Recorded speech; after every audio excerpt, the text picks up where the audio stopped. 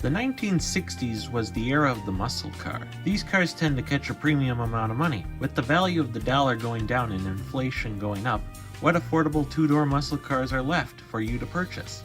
Well, do I got the deal for you. For only $7,500, you can have this barn-fine 1966 Plymouth Sport Fury Coupe. So this is a 1966 Plymouth Sport Fury Coupe. Let's take a look around it.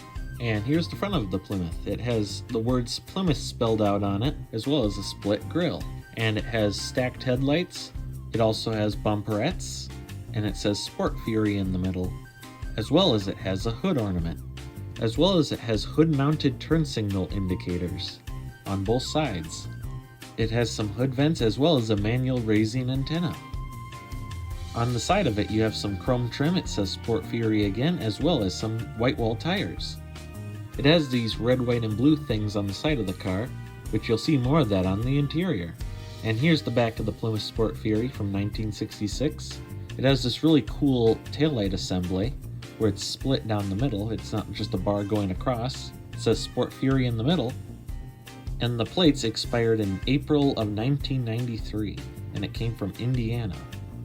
And it says Plymouth on the bumper, which I never seen that before. It does have a vinyl top, which was a very common option in the 1960s because it makes your car look like a convertible even though it's a hardtop. So now let's take a look at the interior of the 1966 Plymouth Sport Fury. And here's the interior of the Plymouth. And here's our door panel. Right here we have our door lock. We got this nice wood trim, armrest, our door handle, this red, white, and blue thing here, our quarter window crank, our actual window crank, and our mirror controls. And here's the steering wheel. It has the Plymouth logo in the middle, and on each of the spokes it has our horn buttons. In the middle here it says unlock and lock. That's for the telescopic wheel. Here's some of our gauges and knobs. We have our temperature gauge, our alternator gauge, and our gas gauge, as well as our brake release, our lights, and our wipers. As well as this button that's red, which I'm not sure what this button could be used for, so maybe it's a self-destruct button. Who knows? Here's our speedometer. It goes to 120 miles. And there's our odometer. There's our keyhole, and there's our climate control. And down here's where you control which side of the car the speakers are working on.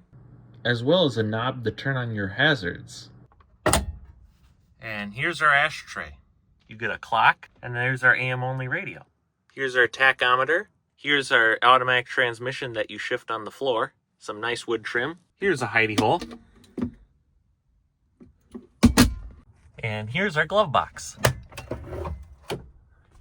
Here's some information. It says Sport Fury on the side of the glove box. Here's our passenger door panel. It's the same as the driver's side.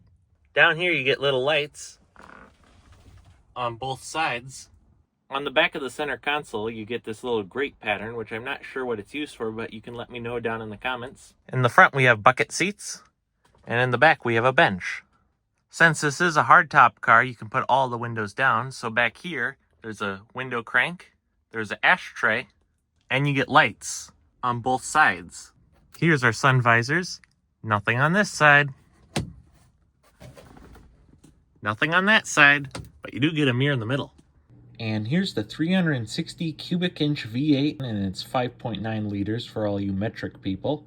This 1966 Plymouth Sport Fury is a fresh barn find, and with just a little bit of mechanical know-how, this can be running in no time. If you like what you saw, hit that like button and subscribe if you haven't already. Thanks for watching.